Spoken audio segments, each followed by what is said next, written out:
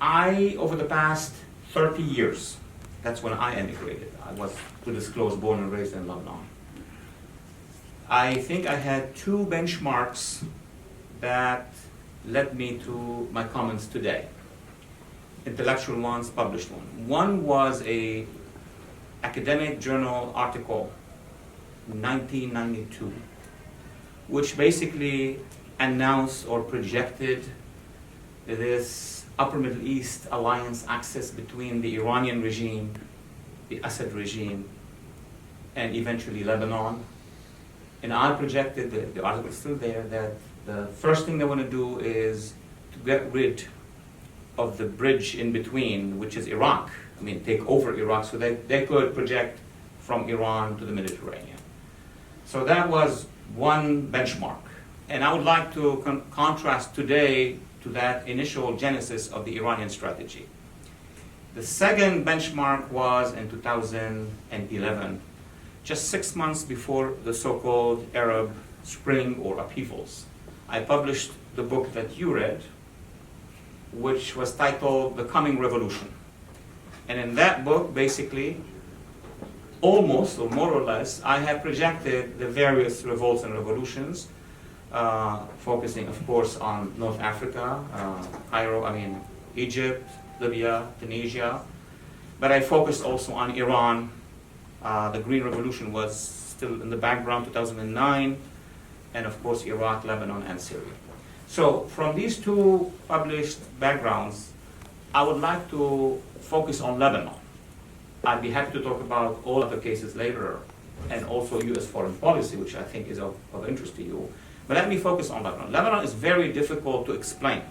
I think Iran and Iraq, not just the size is larger, and the news are vivid from there, but Lebanon has been complex.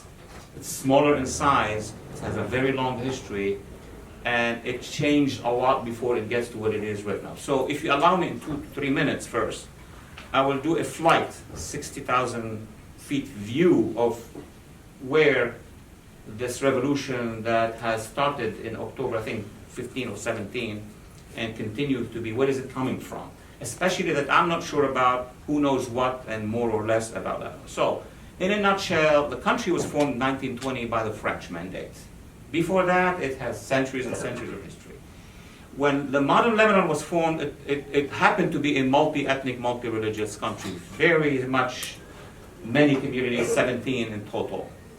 When the French left in 1943, they left behind them a very strange structure. Multi-sectarian country on the one hand, but they created a sectarian government which was based on political sharing. President has to be Maronite, Prime Minister Sunni, Speaker Shia, so on and so forth. And stable. Elections were real elections, was a parliamentary republic. But the miracle really was its economy. Yeah, there were many experts coming from Europe, maybe from the US, in the old days before the war in 1975, and they were tasked to understand how this economy functioned. Lebanon has no oil, has no nothing except, snow, good restaurants, banks, but the money coming to the banks, there was no explanation. Now later on, people started to understand it was the regional money, the money from the Gulf that was developing, and the money from the emigres. What needs to be factored in any analysis about Lebanon is that the population of Lebanon now is 5 million, but the population of Lebanese in the diaspora is about 15 to 17 million.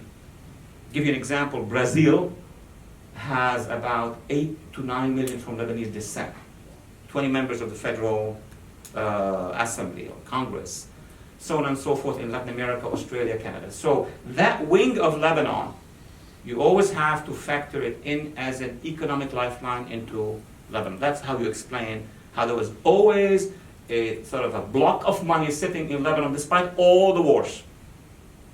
I mean, Lebanon went through a 15 years long war. Iraq and Iran, is it 7 years or something like that? 8 years. 8 years. So these are important questions to understand that today the challenges are of two kinds. And I'm sure it applies to Iraq and in Iran. But in Lebanon specifically, you have the economic game, up and down, And then you have the political, geopolitical, sectarian, regional, all of that is another track. And often our media here, since the beginning of the war in Lebanon, 1975, did not report really accurately. Either it reported partially, and or with slogans. It's like almost a cartoonesque explanation of what's happening in Lebanon, especially the first the Euro-American media, and now we understand why, especially after the Iran deal. There are reasons for why the media, explain things the way they did. So let me go quickly.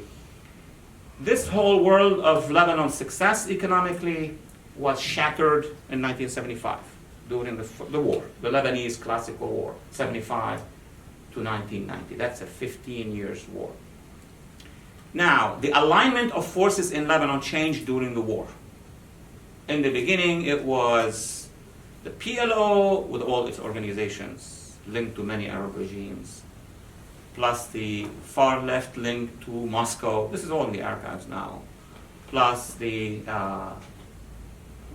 Muslim/Islamists, and there were differences between the Islamists, were smaller in size, but the traditional Muslim forces were the ones who would confront but want to get to another deal with whom? With the Christian side and sectarian side and the Lebanese army. So we're going to bypass all of that because it went through many back and forth.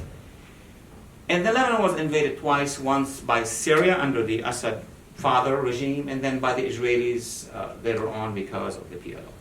So Lebanon, at the end of that war, has solidified in two large blocks. One block was controlled by the Assad regime. That's the bottom line of it.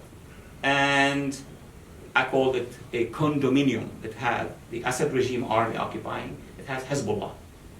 And since the revolution of 1979, Assad went to Tehran and concluded in a strategic agreement, which was signed with the Iranian regime.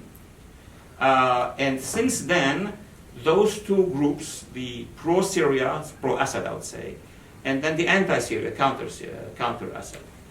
At the end of the war, one bloc won. And this is how the media in the West did not report it accurately, because who writes the history? The people the victors. The people who are the winners are going to write the history. So what the New York Times, Le Monde, and everybody in the West has published is that the war is over, there is a reconciliation, and then now let's focus everything on reconstruction. If you go back to the archives, it was like the longest reconstruction in the history of reconstruction. People would pour in money, but let me get to that point in a second. So at the end of the war, yes, there was an agreement in Saudi Arabia, because you have to have a format for the end of a war. But those who won were the axis between the Syria Assad regime and Hezbollah. That's the condominium that ruled Lebanon from 1990 till today, with one little hiccup in 2005. I'm going to mention that one. All right. So what was the deal in 1990? The deal was that the Assad and the Hezbollah condo over Lebanon did this. They said to the politicians, because they needed all the politicians from all religions, look, we, Assad and Hezbollah, take care of the national security and sovereignty of Lebanon. It's us, meaning we occupy. We call the shots. We do the war with Israel when we want. We do the hostage situation with America, so on and so forth. You, the politicians, you have the dineros, the money. You make money, and Lebanon was sustainable financially. So they unleashed this band of politicians who are hungry to take over all the financial interests, and they did. So they started to nibble on the strong cash of Lebanon for many years. This, you could summarize it with one term: hyper-corruption. There was always a corruption in Lebanon, but at least it was manageable.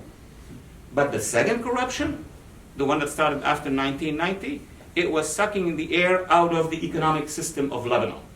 Now, why did it sustain? Because of three caches that were coming. One now is coming from Iran, this $1 billion going to Hezbollah. We're going to spend it. The other one coming from people living in the Gulf, the Lebanese living in Dubai and Abu Dhabi and all that. and then a third one, the diaspora. So while there was a corruption, there was always a feed coming in. It explained the survival till 2005 of that system. 2005, there was the first Cedars revolution. The first revolution. 1.5 million people walking the streets of Lebanon. That was backed by the US and France. And the result of it was the withdrawal of the Syrian army. But what was not solved was Hezbollah. So Syria withdrew, Hezbollah stayed behind.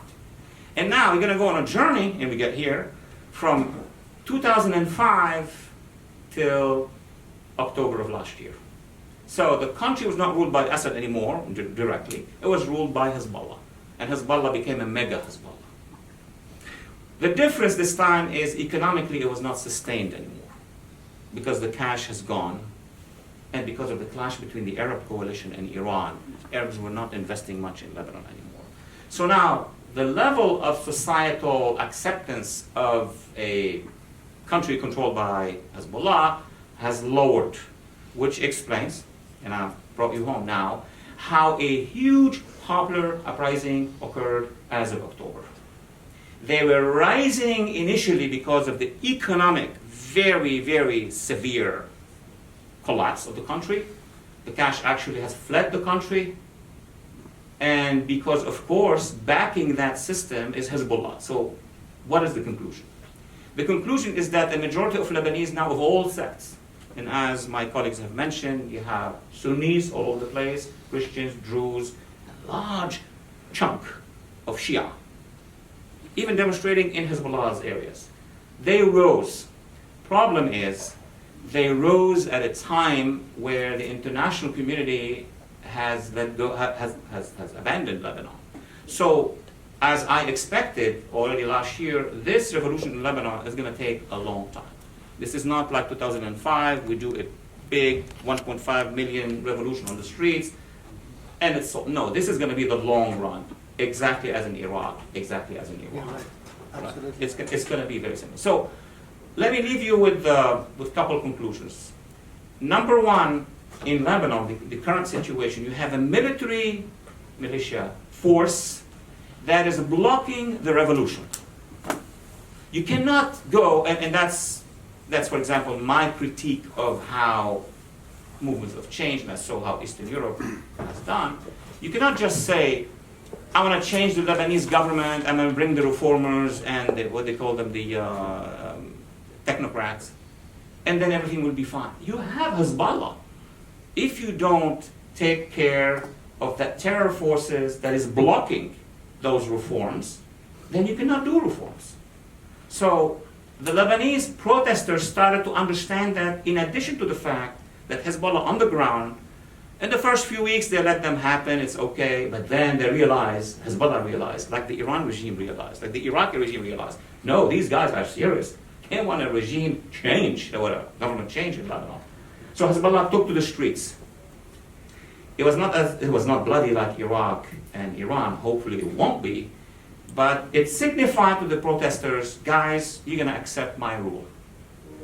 The second element is the Lebanese army, and we could talk a lot about it later, but the Lebanese army is an entity that is there, and it has two legs. It is under the influence of the government that has Hezbollah in it, and even inside the Lebanese army, that's not a secret. And it has good relations with the United States. Now, I could go on for an hour on the army, I'm not going to do that, because it is in between the two. And last, we could discuss the US position, because as for Iraq and as for Iran, the US position has moved, not to the speed of what the demonstrators want yet, but it has moved away from the previous administration policy, which was the Iran deal policy, which was we cannot confront Hezbollah, we cannot confront the Hashd in Iraq, we cannot confront the Pasdaran, because we have a larger interest with the Iranian regime. And I think this administration, I'm not here to defend or to criticize, has operated the beginning of a change of US policy.